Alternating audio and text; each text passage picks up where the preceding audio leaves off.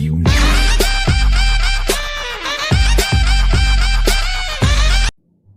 Hello guys and welcome back to Robinhood classes. So welcome once again in the second part of this video on the topic knowledge of computer application. So the points today which we are going to discuss are fundamentals of computer, hardware, data, software, input and output devices. So these points we are taking today. So let's start from the fundamentals of computer. So there are the two basic fundamentals of computer, that are the hardware and second is the software. So first we will discuss about the hardware and then we take the second part, which is the software. So let's start from the hardware. What is hardware? Basically a computer's hardware consists of electronic devices. So computer के hardware में सारी electronic devices आती हैं और computer के वो parts आते हैं जो हम देख सकते हैं और जिन्हें हम टच कर सकते हैं. Means the parts which we can see and touch. So the term device refers to any piece of hardware used by the computer, such as keyboard, such as monitor, modem, mouse, etc. So different जो computer के parts हैं उन्हें हम parts कहकर नहीं बल्कि devices कह के बुलाते हैं. So we say that keyboard, monitor, modem, mouse, etc. These all are the devices of computer. So basic hardware of a PC system means personal computer system में जो बेसिक हार्डवेयर यूनिट्स हम use means जो होते हैं उन्हें हम कहते हैं first is the CPU, second is the memory unit, third is the input and output devices and fourth is the storage devices. So these all form the hardware of personal computer system. So let's discuss one by one. So first we are going to discuss about CPU. In the previous video I already discussed with you the input, output and the processing of the computer.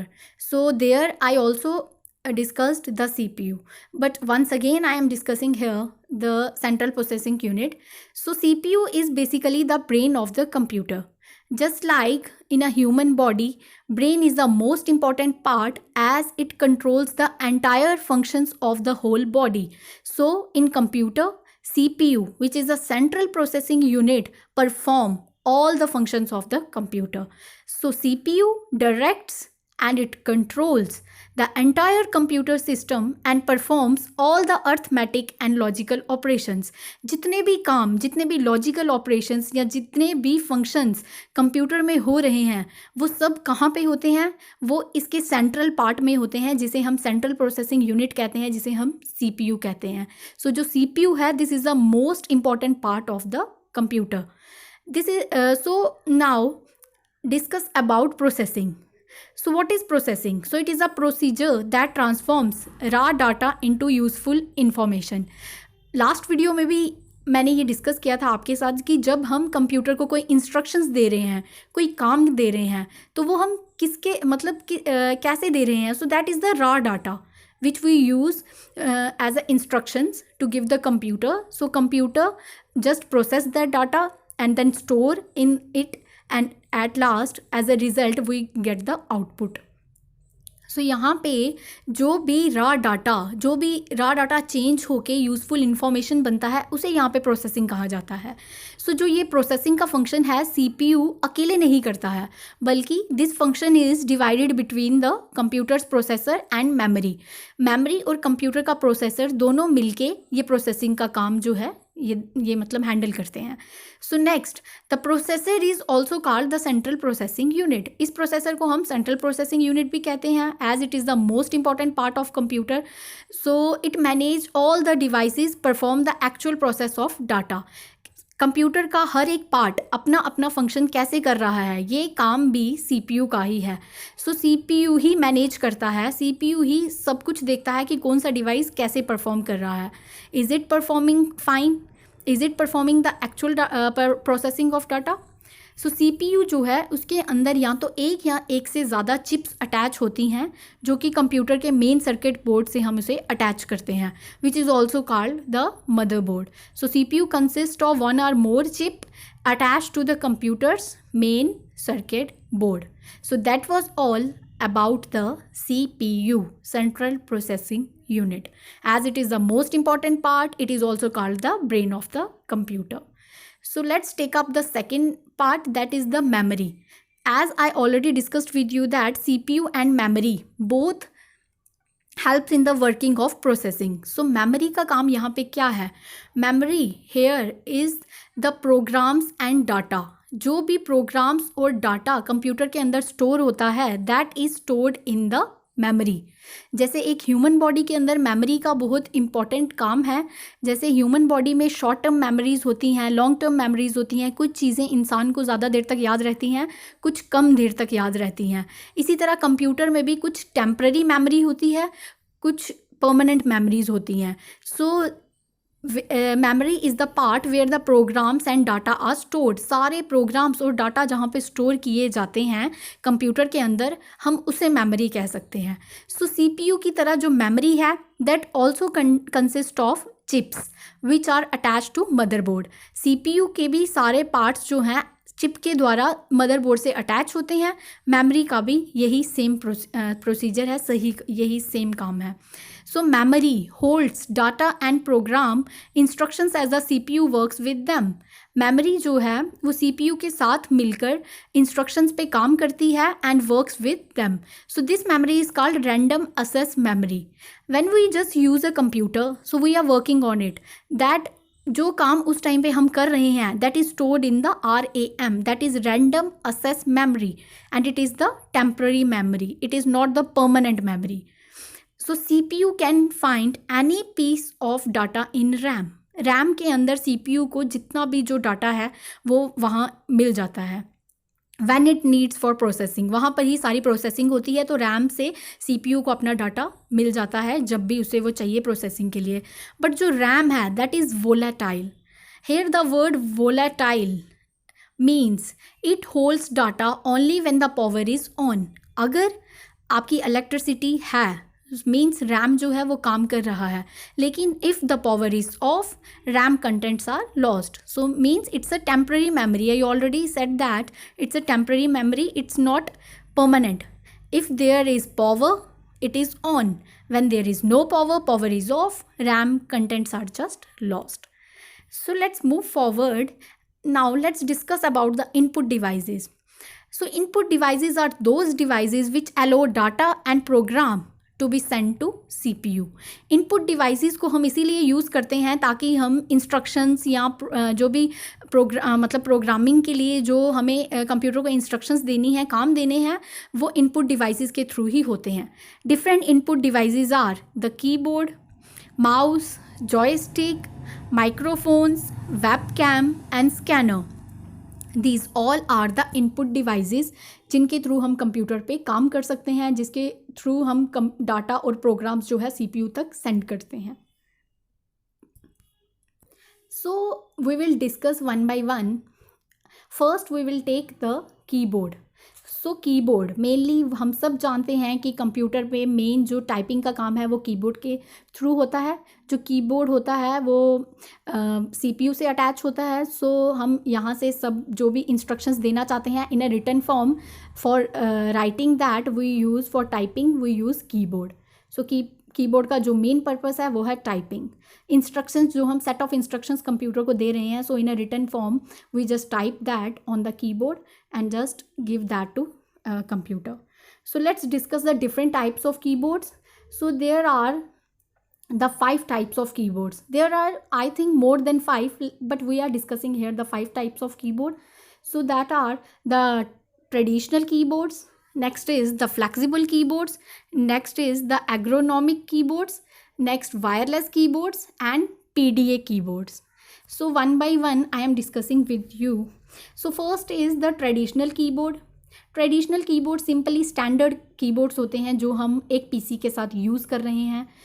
Normally जो हम घर पे अपने PC में use कर रहे हैं that is the traditional keyboard. So next is the flexible keyboard. जो फ्लेक्सिबल कीबोर्ड्स होते हैं they are flexible in nature. So work is the same, काम तो सेम कर रहे हैं वो, but these are made up of silicon. So ये फ्लेक्सिबल कीबोर्ड्स जो हैं सिलिकॉन से बनते हैं. And the most important point is that these are dust resistant, मतलब डस्ट वगैरह इस पर नहीं रहती है, आराम से फ्लेक्सिबल हैं, तो आराम से इसे हमें साफ़ करने में भी कोई ज़्यादा मीन्स प्रॉब्लम नहीं होती है. So next is the ergonomic keyboards. So these agronomic keyboards क्यों डिज़ाइन किए गए थे? जब हम ज़्यादा देर तक कंप्यूटर पे काम करते हैं तो सीधा जो स्ट्रेस है हमारी रिस्ट पे पड़ता है. That create the problems in the wrist. So means हमें उस स्ट्रेस को रिड्यूस करने के लिए नए टाइप्स के जो कीबोर्ड मतलब बनाए गए थे, that are the ergonomic keyboards. So these are designed to reduce strain of constant typing on the wrist and other problems. इन प्रॉब्लम्स और इन इश्यूज़ को कम करने के लिए एग्रोनॉमिक कीबोर्ड्स का डिज़ाइन किया गया था. So next are the wireless keyboards. So just like the wireless earphones, these keyboards doesn't have that wire. So wireless keyboards are without wire and these are connected through Wi-Fi और connected through Bluetooth. Means हम बहुत सारी आजकल के time में ऐसी चीज़ें use कर रहे हैं which are wireless. Wireless keyboards भी जो हैं विदाउट वायर होते हैं.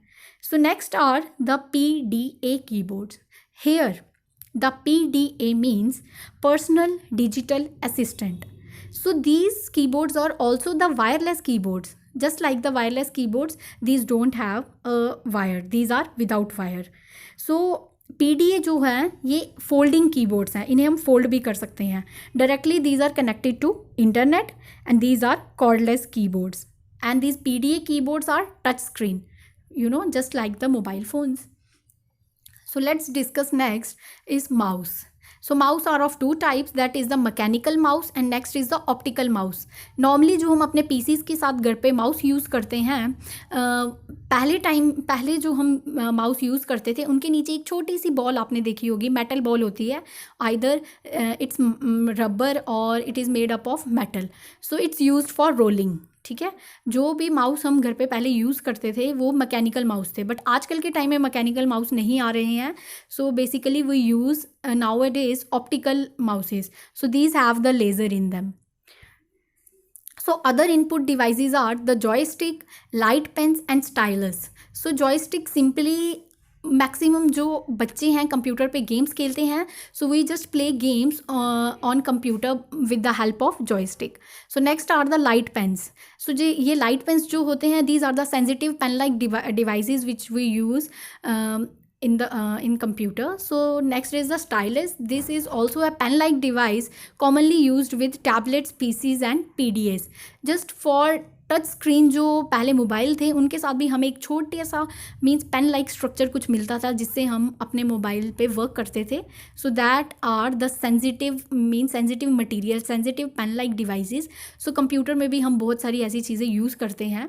So these are some more input devices.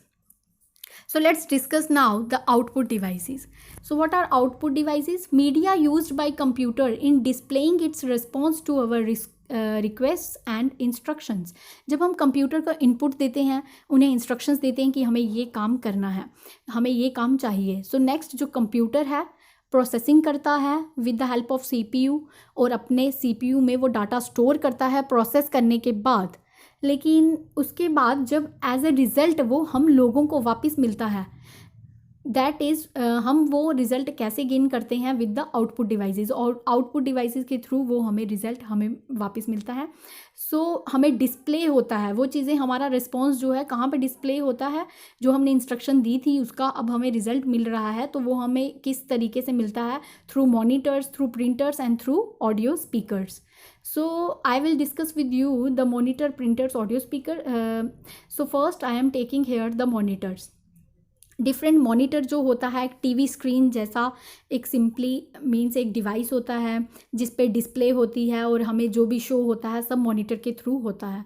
So monitor are of two types. First is the CRT, cathode ray tube, and second is the LCD, that is liquid crystal display. So पहले time में, अब अभी at present हम लोग जो computers use कर रहे हैं घर पे या ऑफिस में कहीं भी, so we are using the LCDs। आजकल CRT आपको नहीं मिलेंगे। पहले जो हम कंप्यूटर्स यूज़ करते थे मींस जो कि शेप में भी बिग होते थे, साइज़ में बिग थे, so these that were the CRTs, cathode ray tube. But आजकल के टाइम में जो हम बिल्कुल मींस पतली सी स्क्रीन वाले मॉनिटर्स यूज़ करते हैं, that are the liquid crystal displays, that are the LCDs. So these two are the types of monitors. So let's next take up printers. So printers are the first we are discussing the impact printers. So simply जो impact printers होते हैं उसे हमें physically थोड़ा means अपनी तरफ से pressure देना पड़ता था पेपर के ऊपर, फिर जाके वो कोई चीज़ प्रिंट होती थी, मीन्स उसे फिज़िकल प्रेशर की ज़रूरत थी। बट जो कुछ ऐसे भी होते हैं जिन्हें फिज़िकल प्रेशर की ज़रूरत नहीं पड़ती है, वो सिंपली खुद ही वर्क करते हैं, no physical force is needed there, so that are the non impact printers. So impact printers के कुछ एग्जांपल्स यहाँ पे दिए गए हैं, जैसे कि लाइन प्रिंटर्स, जैसे कि dot matrix and band printers. इन सब प्रिंटर्स में फ़िज़िकल प्रेशर की ज़रूरत पड़ती थी, we just strike the paper and then we will get that result. But in non-impact printers we don't need any physical pressure, but instead produces characters by using lasers. इसमें laser होता है या ink spray और photography और heat के ज़रिए ये अपना काम करती है, but it doesn't need any physical striking. इसके एग्जांपल्स हैं जैसे लेज़र प्रिंटर्स आजकल के टाइम में जो यूज़ हो रहे हैं, inkjet printers, these are the examples of non impact printers. So next take up secondary storage devices. So attached to computer system to store programs and data permanently for future use. Secondary storage devices हम लोग use करते हैं computer में ताकि हम in future वो काम जो है वो स्टोर जो हमने वहाँ पे प्रोग्राम और डाटा किया है उसे फ्यूचर में भी यूज़ कर पाएँ। इसीलिए हम सेकेंडरी स्टोरेज डिवाइसेस का यूज़ करते हैं ताकि हमने जो काम किया है, जो डाटा है, वो हम सेव करके रख सकें। इसके एग्जांपल्स है जैसे floppy disk, hard disk, CD-ROM। These all are the secondary storage devices. So that was all about the hardware. Now we are taking up the second part, that is the software part. So what is software? Software are the simply instructions that tell the computer how to process data into the form we want. So software भी set of instructions है जो computer को ये कहती हैं कि data को कैसे प्रोसेस करना है और किस तरीके से परफॉर्म करना है जो कि जैसा हम चाहते हैं रिजल्ट।